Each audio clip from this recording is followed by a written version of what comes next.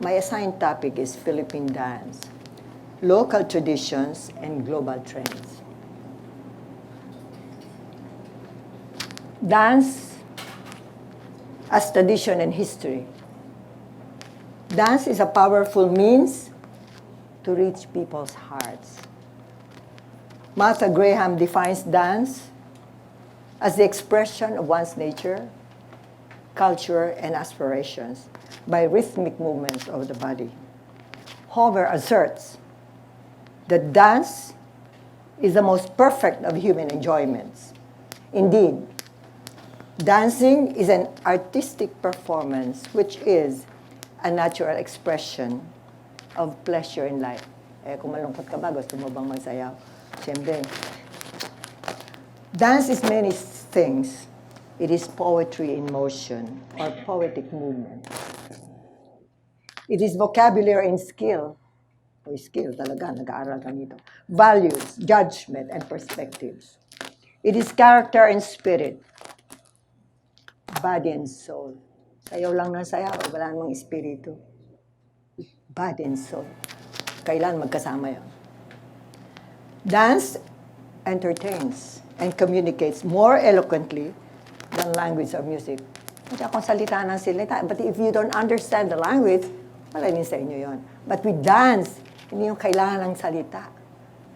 It's just, you just move the body and you will understand each other. The meaning, meaning hindi importante, but you can enjoy dance.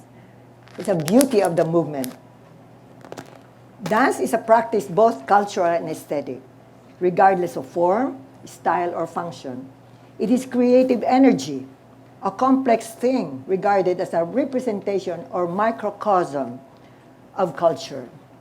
Dance is living history because it is a living artifact or record of the past that lives in the human body. A dance tradition is not a museum piece or fossil. Sabi, parang nandun lang, parang nasa straight jacket na lang, naging bato na. No. But it is something that must be nurtured as artifact that grows or transforms as societies change. Nagbabago. Yung noon, parang ngayon, kailan ligyan natin ng konti naman, a little Philip, para naman gaganahan. Kaya mukha nyo. Mamaya, meron magde-demonstrate konti lang. Oo. Libre naman. Yes. Keeping the sense of newness of a dance tradition, an artifact, is actually more difficult than creating something different or new. Magdadamba ka lang, sasayaw ka na lang. No? But something old, may tradition yon. Naka-straight jacket, pero you inject something new, mas mahirap gawin yon. We will show you. Mamaya. Suspense. Being a visual and auditory feast, a dance tradition will live and evolve through the passing of time, as long as it continues to be a meaningful and enjoyable mode of expression. Whether performed by trained specialists or amateurs, a dance tradition brings to life and celebrates the people and culture from which it emerges. Such a visual and auditory feast reinterprets simple activities, skills, and big emotions. Oh, Marshall.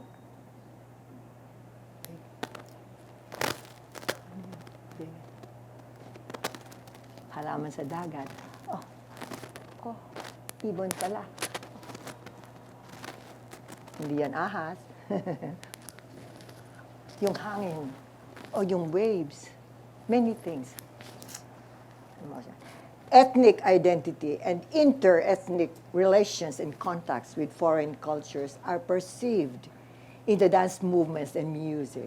Aside from the costumes, ornaments, accessories, and properties, yung gamit ng fan, paggamit ng maskara, wala naman tayo sa ating na tradition sa South, but I introduced the use of masks to introduce yung newness na sinasabi ko.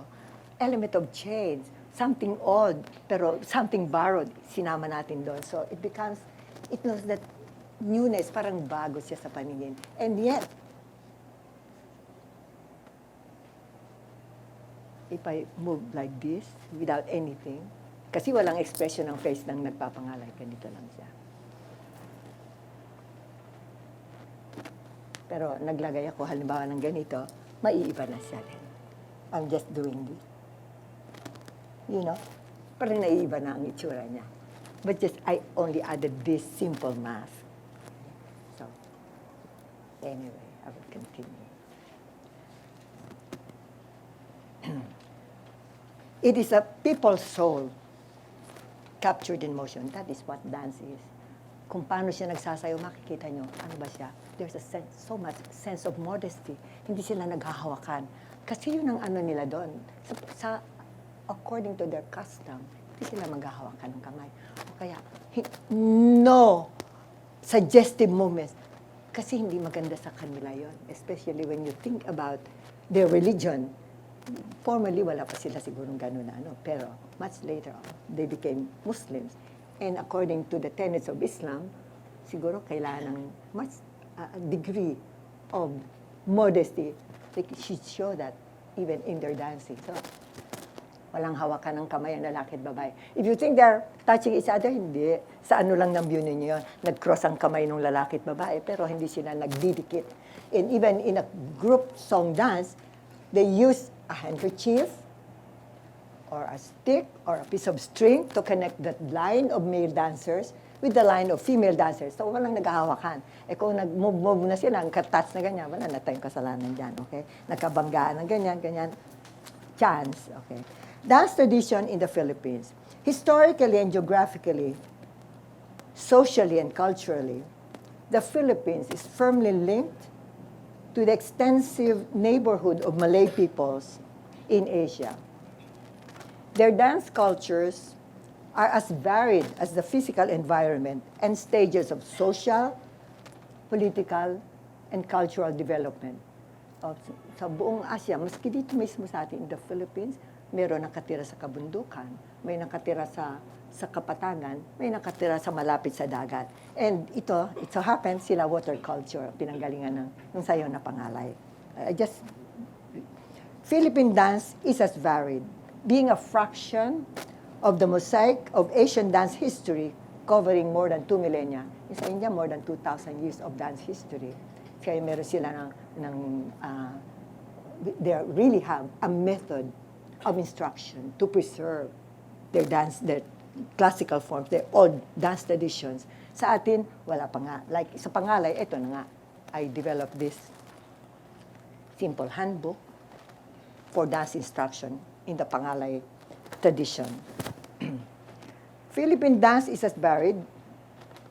However, the growth of dance studies or scholarship in the Philippines is meager and rather limited in scope. The condition reflects the lukewarm interest in dance research, analysis, and discourse.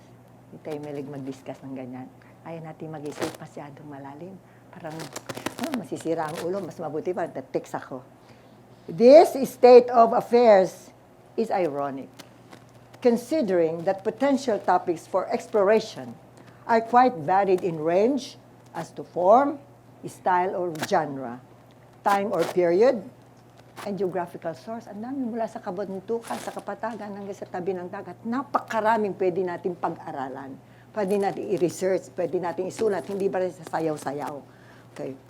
Pwedeng pag-usapan, pwedeng isulat, pwede din ipalabas. Dance researchers seem so few. Kaunti lang, talagang kaunti. O sa inyo, ilan ang nagda-dance research? Taas ang kamay, may premyo sa akin. Sino? Wala. Salamat. Bibigay ko na sana yung gold.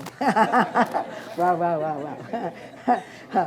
Fewer still is the output of recorded material, especially pertaining to folk dance traditions. Unlike a dancer, the dance researcher must study beyond postures and gestures. Importante yan.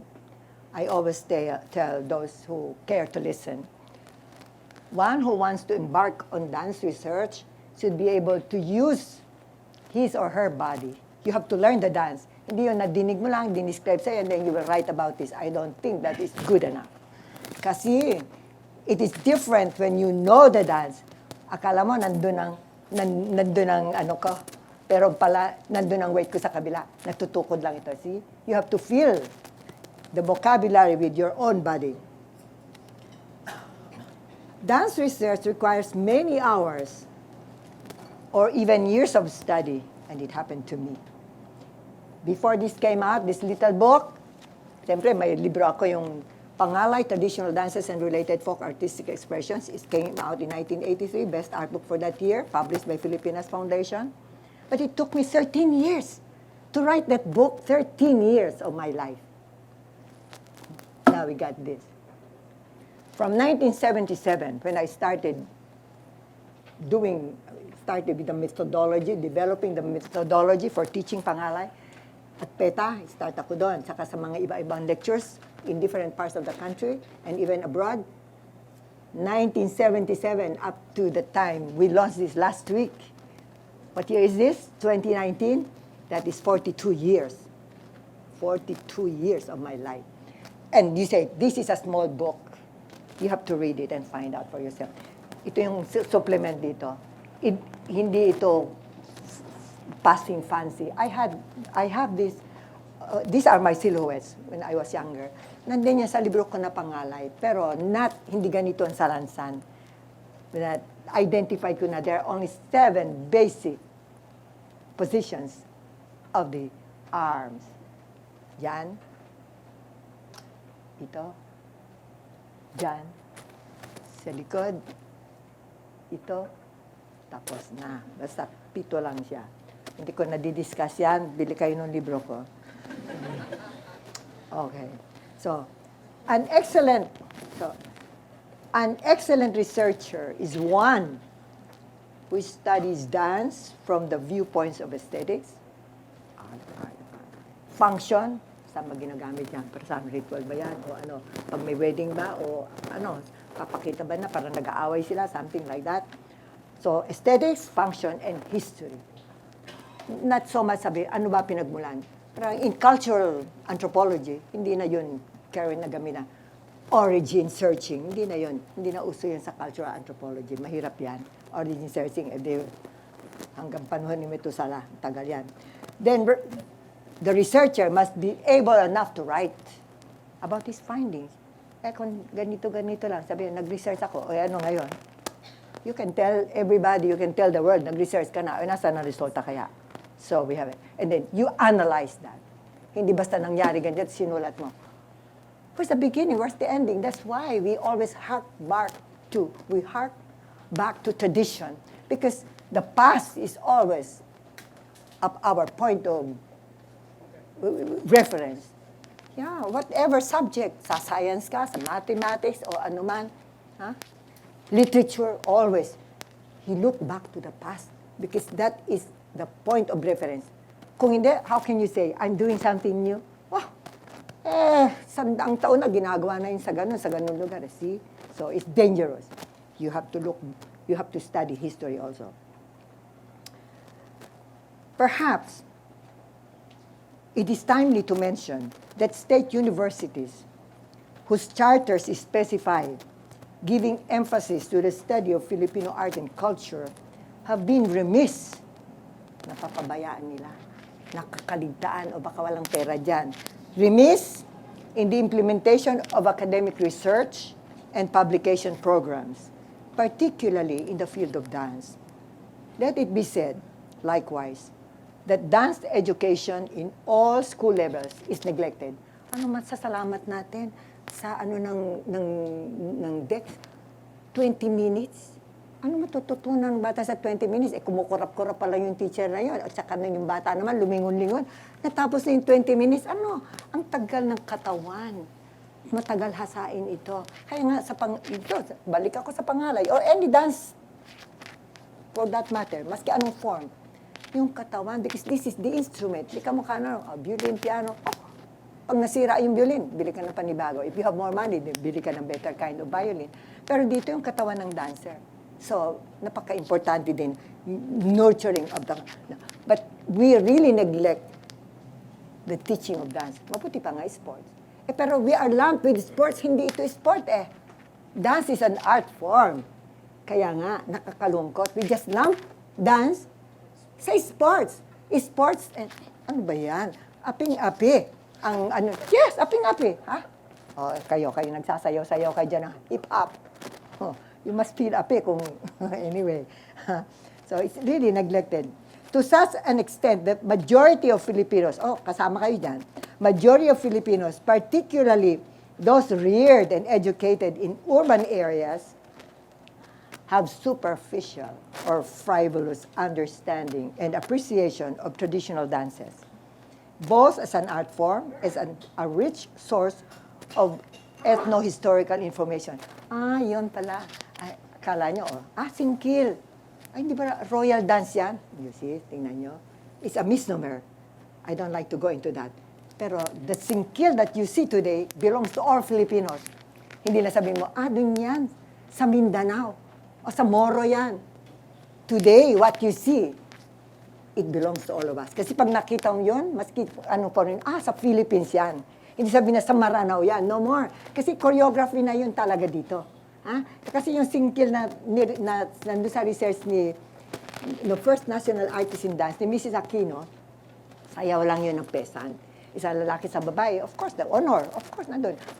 Marunong sila ng bayo, marunong sila mag-play ng music, and then they know the simple steps that went with the recitation of yung narrative nila. Pero ngayon, nakita, meron ba nagkakanta nun ng bayo, kumakanta ba yun, nag-instrumental ba yung sinasabing prinsesa ng sasayo na? Hindi. At saka it's not a royal dance in the first place, okay? Let's make it clear. Huwag na tayong managinip ng may royal dito sa ating dances. Wala tayong court dances dito. Let's forget it. Panaginip lang. So that's the mindset ng Pilipino. Lagi tayong nangangarap. So we remain like we are children. Kaya sabi nung isang Italiano, nandun kami, dumating sa Italy kami ni Professor Villaros. Pagsabi, mga Pilipino, but because he is a retired. He was a retired employee. Parang driver siya sa Philippine Embassy. But Filipino, if you're from the Philippines, Filipinos are like children, you see? Iniisip niya, we're like children. Well, sometimes it's a blessing in disguise kasi maski dire ang situation, naputukan tayo ng bulkan, nabaha tayo, tawa lang tayo ng tawa. It's a plus factor. But like children. Ang dumi. They like to swim. Putik. Pero cholera pa lang nakukuha nila. So, okay, anyway. Millions, sinasabi ko, hindi daan-libo lang. Millions are spent annually on dance festivals and competitions in aid of tourism promotion. On the other hand, funds for dance studies and research are hard to find. Naranasan ko yan. Kaya wala akong funding maski kanino. Ayoko magpalimos. It's so hard. Kung hindi, natapos na ang mundo, nagunaw na ang mundo, at ako rin, namatay na. Hindi ko na isulat dito. Because I started doing this research in 1969. Napanganak na ba kayo? Kung napanganak, may premyo din. Gong. You take home the gong.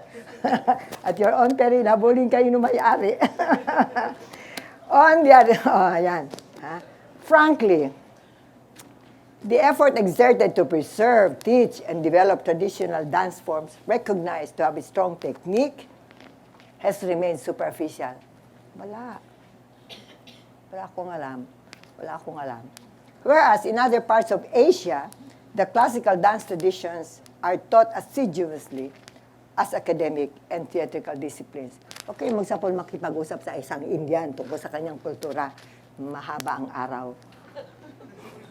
Kasi, alam nyo, napakatandang sibilisasyon, Mother India. Tawagin pa bang Mother India? O kaya auntie na lang siguro. Pero because of the antiquity of his culture, talagang alam na. And they take so much pride. Kasi nandun sa kanila yung part ng education process nila. So now we go to local and global trends. Alam nyo naman tayo, magaling manggaya, pero I don't like to discuss that. To lose a dance tradition is to lose a living symbolic expression of continuity and unity. Kaya nga sabi natin, what is dance? It is history. Istorya yun ng ating buhay. Ito microcosm, parang summary. As we dance, alam na natin ko na, pa-jump lang yun. Alam mo na, pati cooking nun, hindi ganon, hindi maganda. Ha? Well, okay, so for their sustenance, but you can see kung ano ang sayaw nila, makikita mo ng ibang aspect ng buhay nila. How they behave as dancers, you can see dito. Walang what is it? Attitude. Yung nakikita natin sa mga ginagaya natin.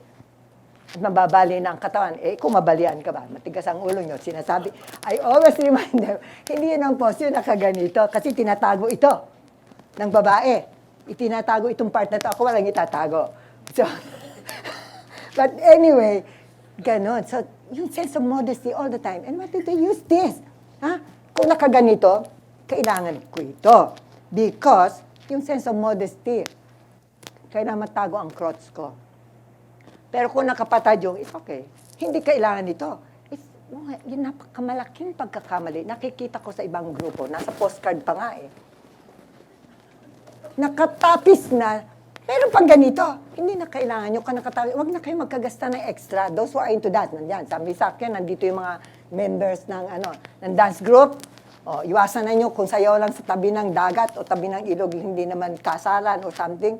Huwag na kayo magsuot ng may mga antiwelas. Kasi suot lang nila pambahay, you know?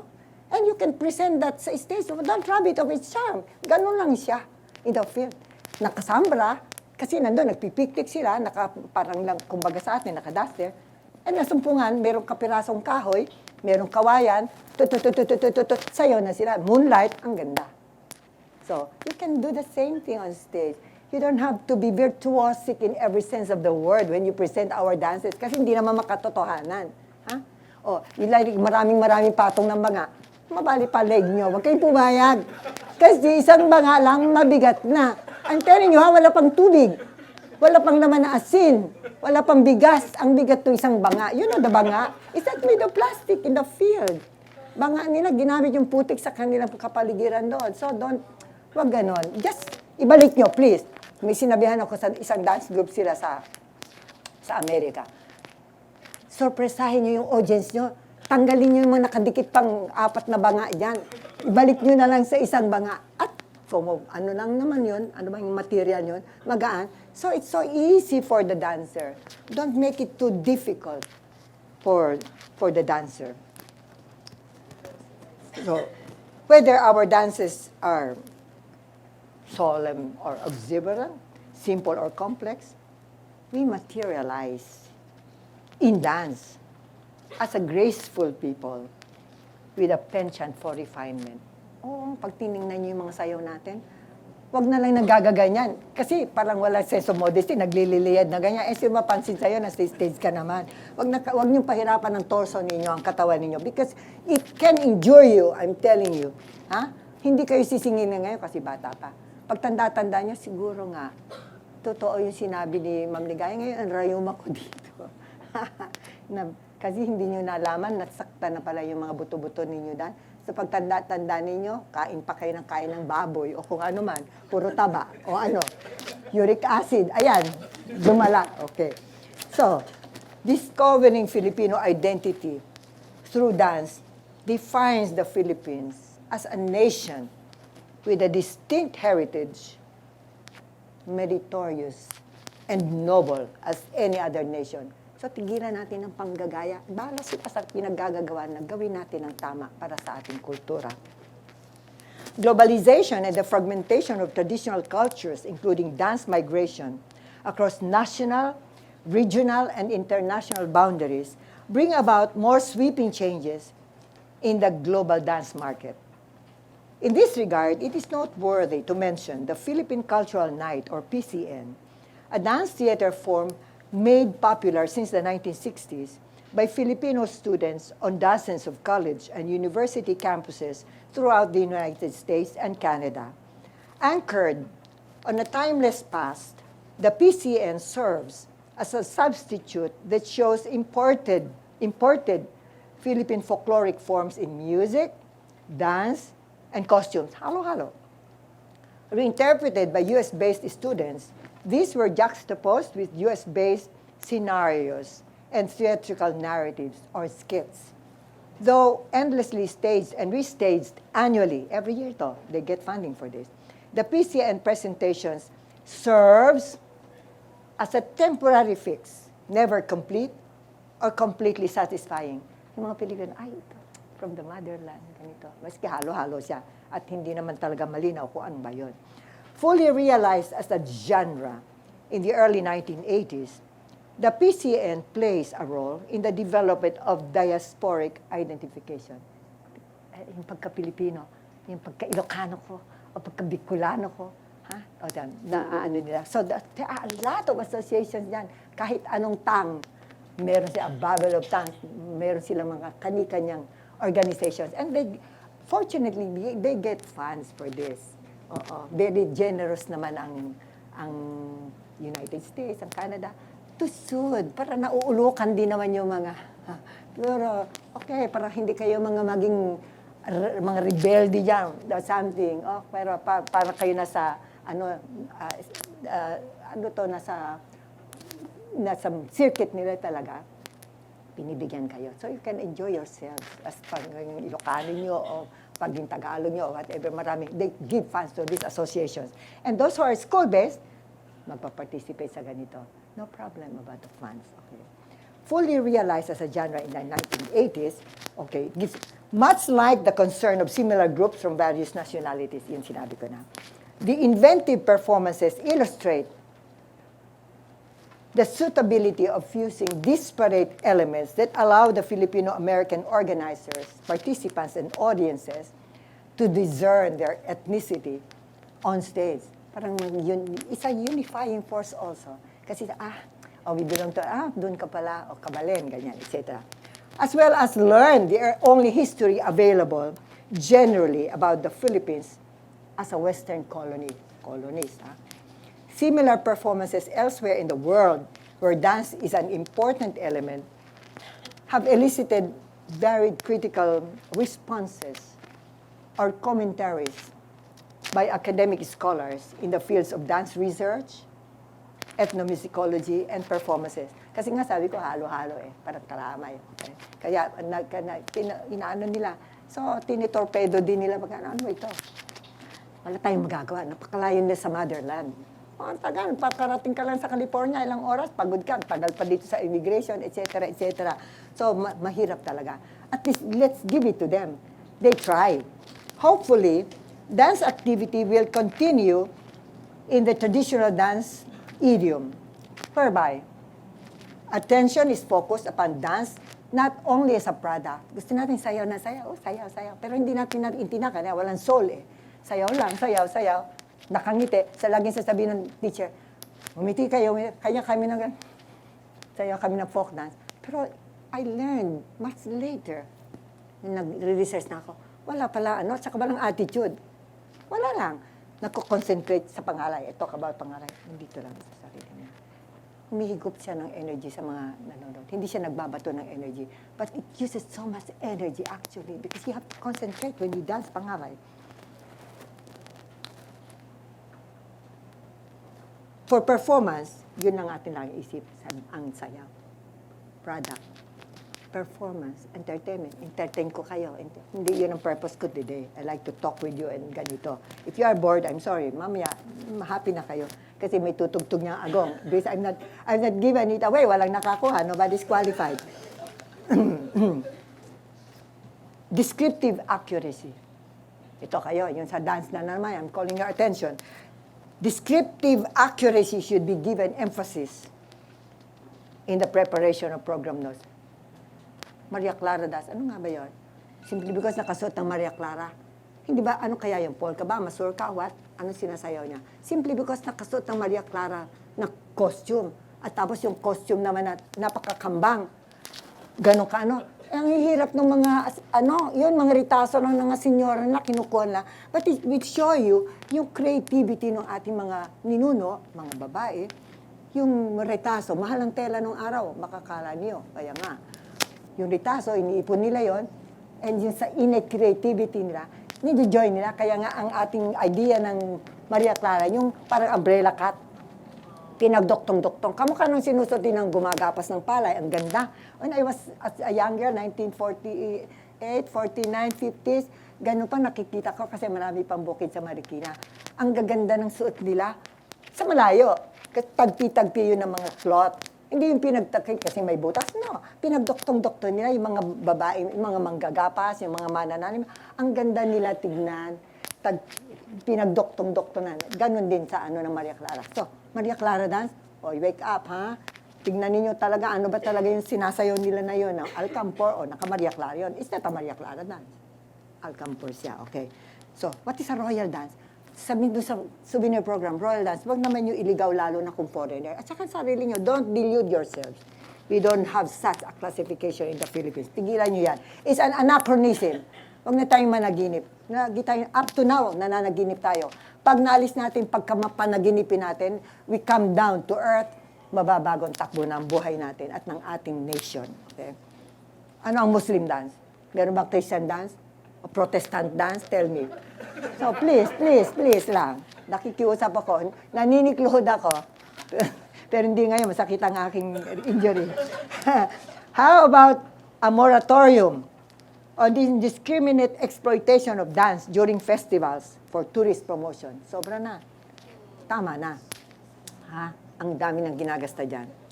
Often garish or outlandish and incongruous, such harlotry tells so much about the organizers and participants' propensity for mindless, extravagant spectacles. Ano nakuha nyo? May natandaan ba kayo pag afterwards? Wala. Alam nyo lang, maingay.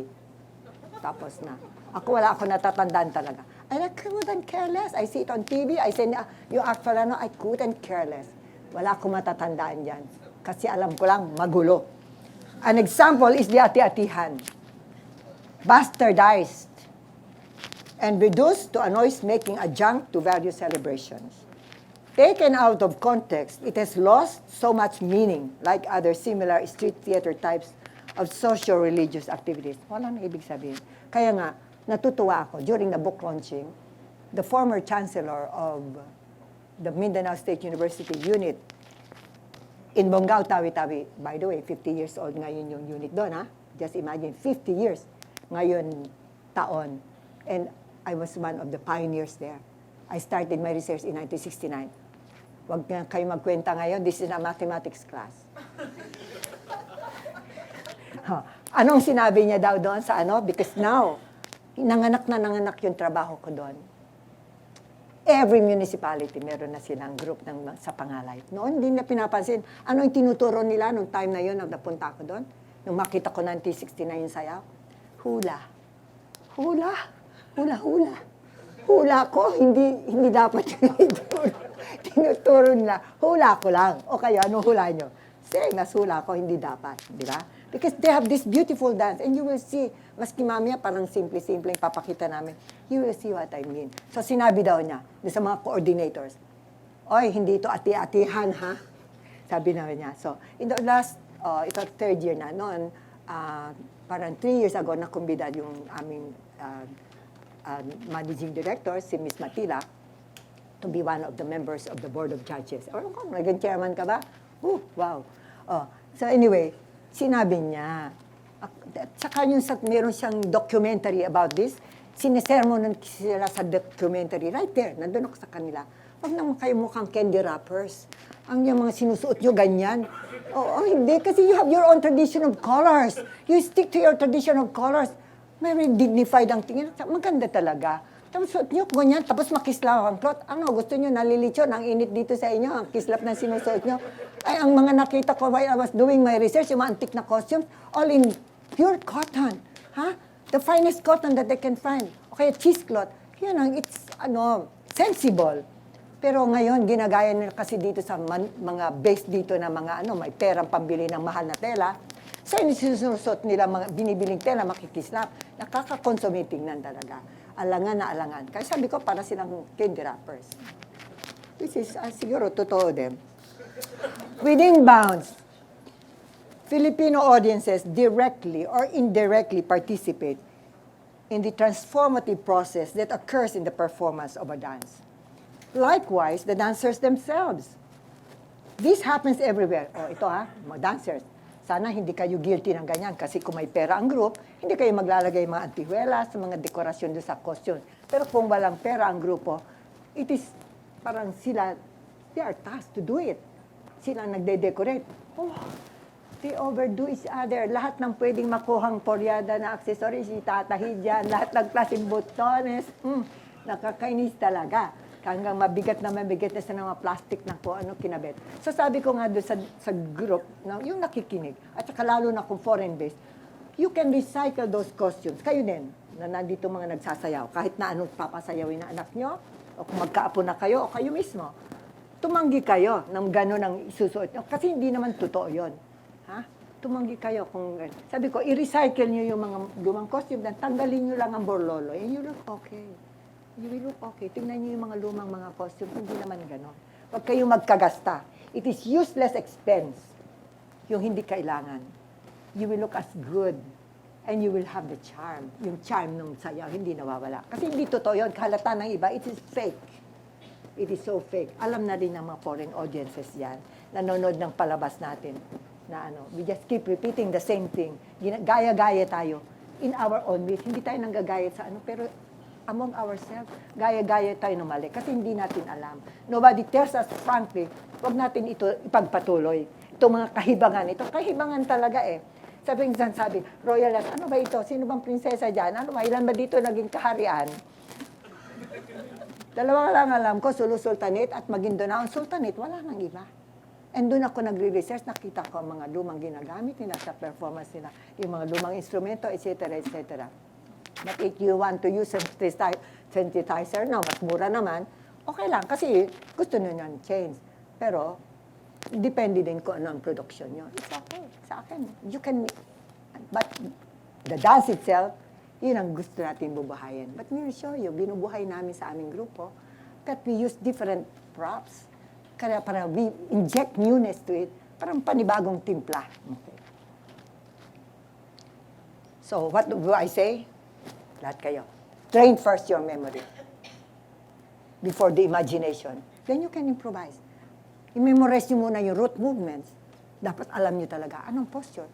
Hindi ganyan. Ito. Walang kembot. Ano lang, formal lang, ganun. So, memorize nyo muna yun. And then you can improvise. Saka na kayo mag-improvise. Pero kailangan na alam niyo anong pwede nyong gawin, what are the do's and the don'ts. So that when you improvise, when you introduce changes, you don't hurt the sensibilities of the natives themselves, of the initiators of the dance tradition. Huwag niyo saktan ng kalooban ng ating kababayan, simply because sobrang pangarap ninyo. Ganito. Ay, gusto ko magulat. Kung ano-ano nilalagay niyo mga burloloy na hindi naman kailangan. Okay? So, train first the memory. Kailangan, importante, ano ang context ng pagsasayaw? Ano ang content? Yung context, napaka-importante.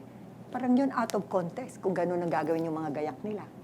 Tapos, naging mabilis na pagsasayaw niyo. Samantala, it should be very slow and deliberate, prayerful, sinuous, like floating, parang lumulutang sa dagat, simply because doon ang galing yung nila, doon na-develop ang sayaw nila in a water community.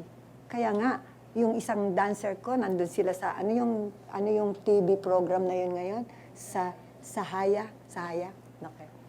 Nang maranasin na, pinapasayaw sila dun sa sa boat. Siyempre, moving. Tapos maalon pa. Sayaw lang siya. You just follow. You ride the crest of the wave. So sabi niya, ma'am, tama yung tinuturo niya sa amin. You ride the crest of the wave. Kasi lagi silang ganyan.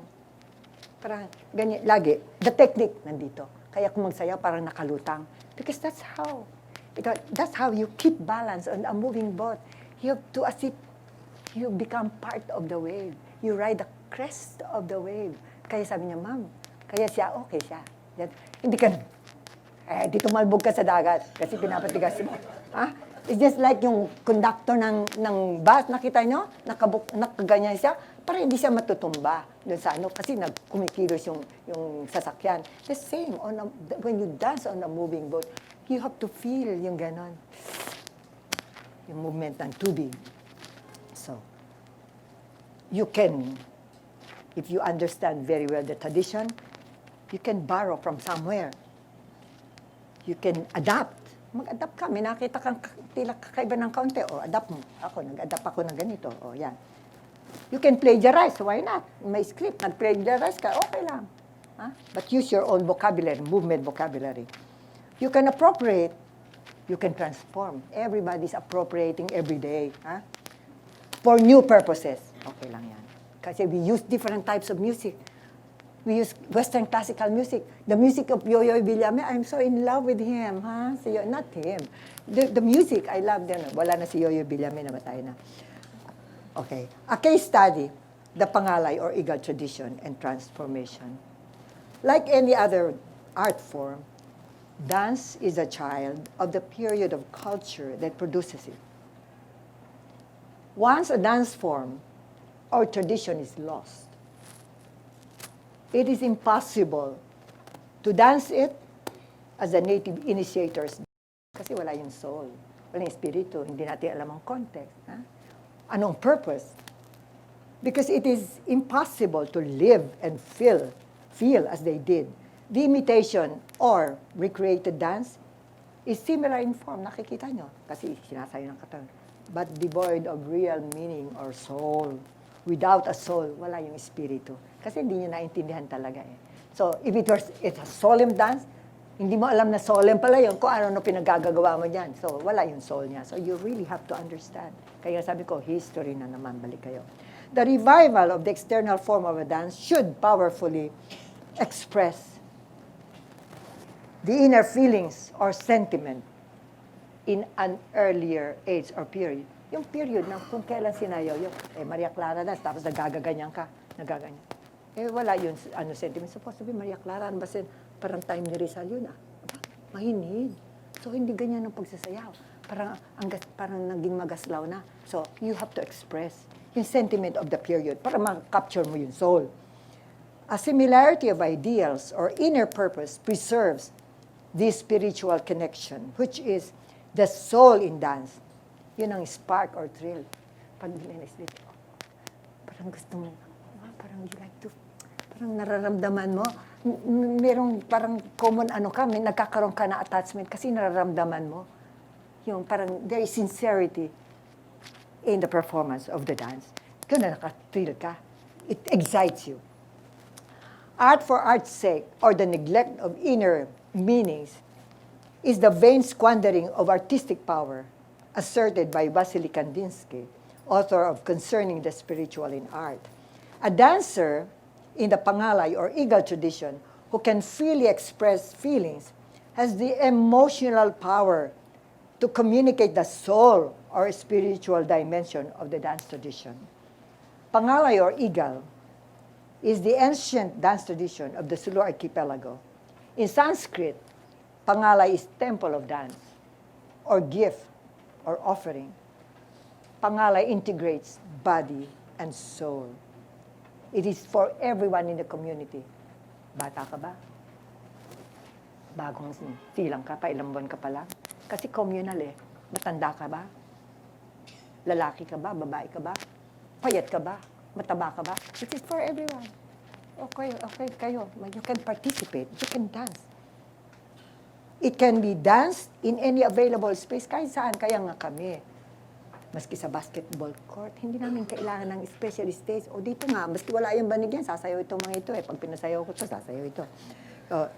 Sa boat, sa beach, kasi ganun ko rin siya natagpuan doon. Kaya nga sabi ko, huwag natin pangarapin, lagi sila nakabiyatawi. Ang hirap sumayaw yun, yamot na yamot ako doon sa costume na yun eh. Ang ganda, pero ang hirap kumilos, di ako makalipad.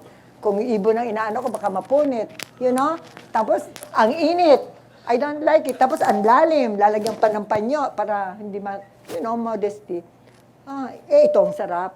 Ito ang sablay. Maluwag. Okay, so, things like that. Maraming So, we will show you some dances here. Hindi pa ako tapos, pero gusto ko magsayaw sila para hindi kayo antukin. The glide. And then the technique of flexing the knees para hindi napuputol yung gliding. Ayan. You glide. Come. Yan. Yan. So they are gliding now. So pinapakita lang namin yung footwork, na simple na footwork. Maraming footwork kasi. Pero this is the basic one. Yan.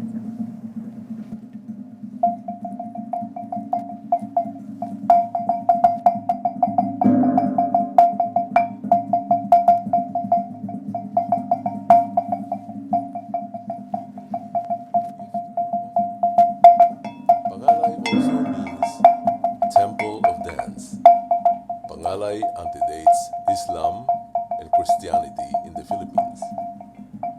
Among Philippine indigenous dances, Yeah, just continue. the Pangalay Yeah, good. dance style. Good. Pangalay also means temple of dance.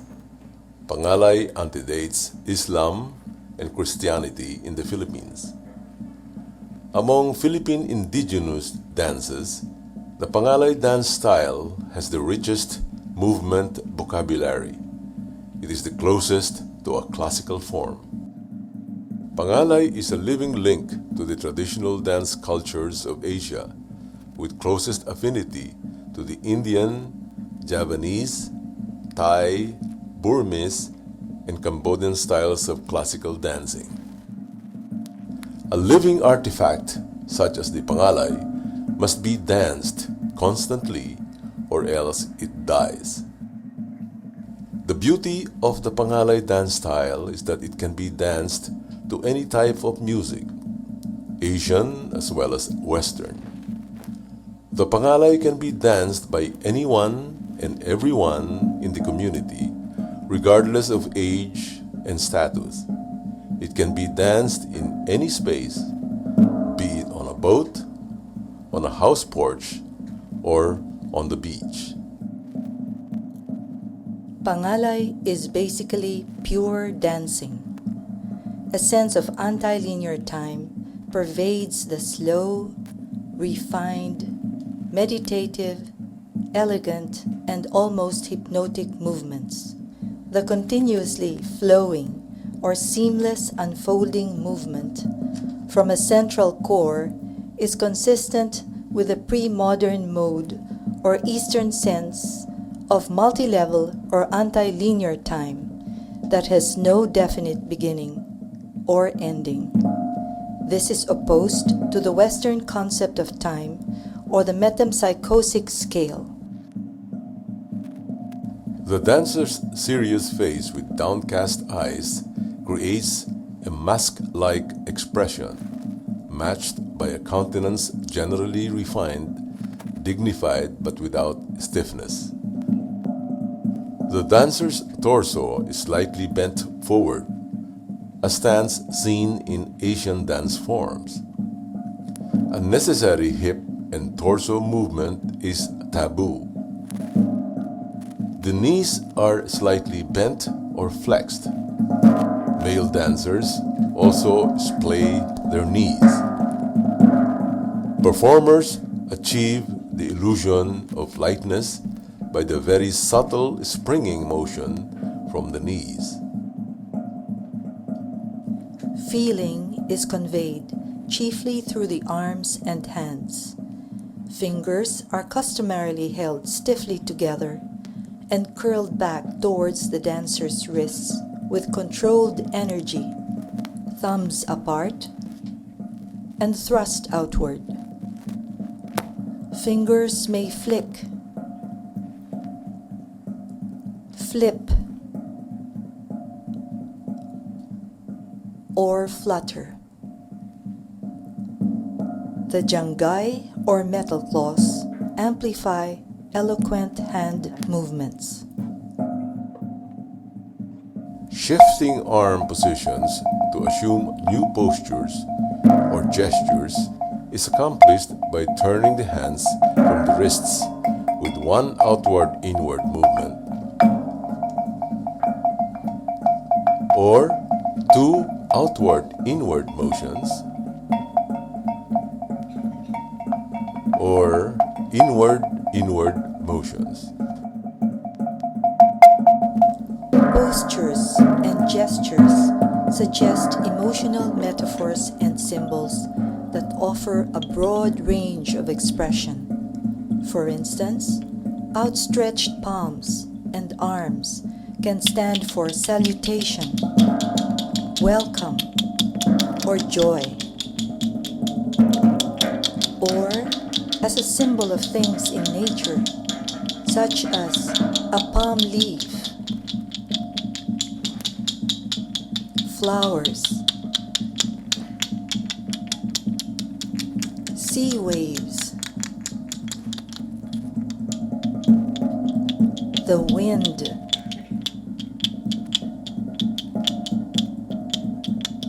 seaweeds,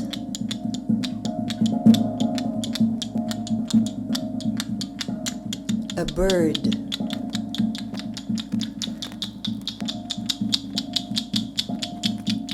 the flutter of wings, Crossed arms and hands at chest or face level signal a protective or playful impulse. Overhead hand positions display triumph, extreme happiness, jubilation, or sudden increase in status. sculpture-like poses, cross-legged and kneeling stances, coupled with flowing gestures with the arms extended farthest away from the body, convey a sense of infinite distance and timelessness. Motion in stillness, stillness in motion. This is the Pangalay.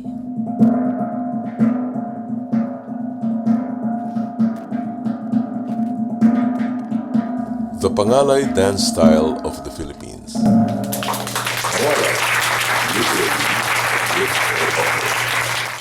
To stimulate and sustain interest in this dance tradition is a big challenge in the 21st century.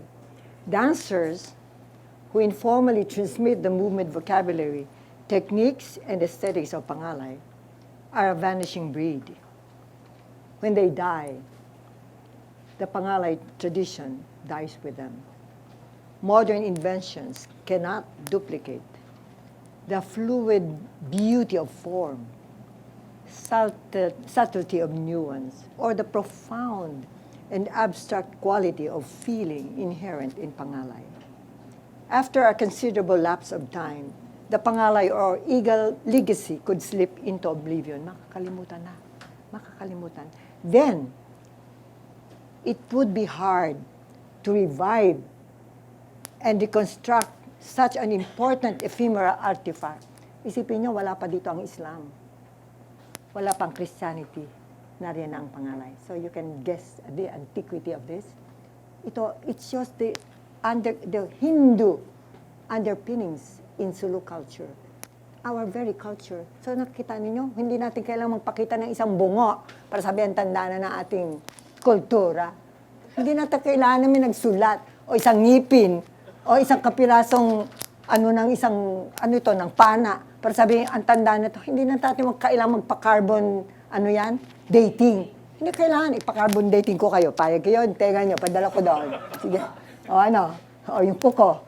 So, hindi natin kailangan. Nandito nakikita natin sa Pangalay. Ano ang connection natin? And we should not be ashamed to say that. It stimulates enthusiasm to pursue innovation or newness by harnessing the full potential of the body and the dance itself as a tool of creative expression. So, newness. Ano ba yung newness? O, bigyan mo nga ako ng tug-tug-tug-tug yan. Sige. Levi.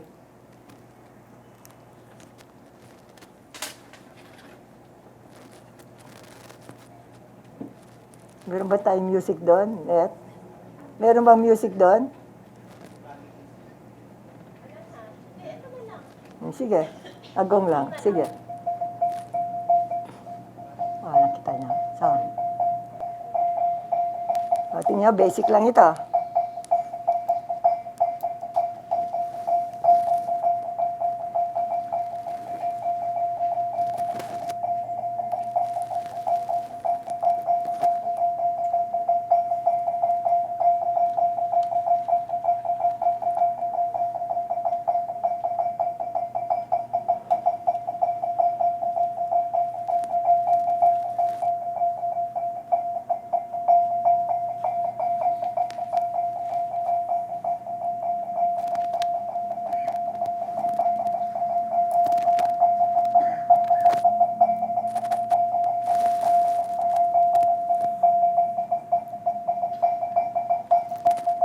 Nanette, come in with a fan. Nanette, come in with a fan.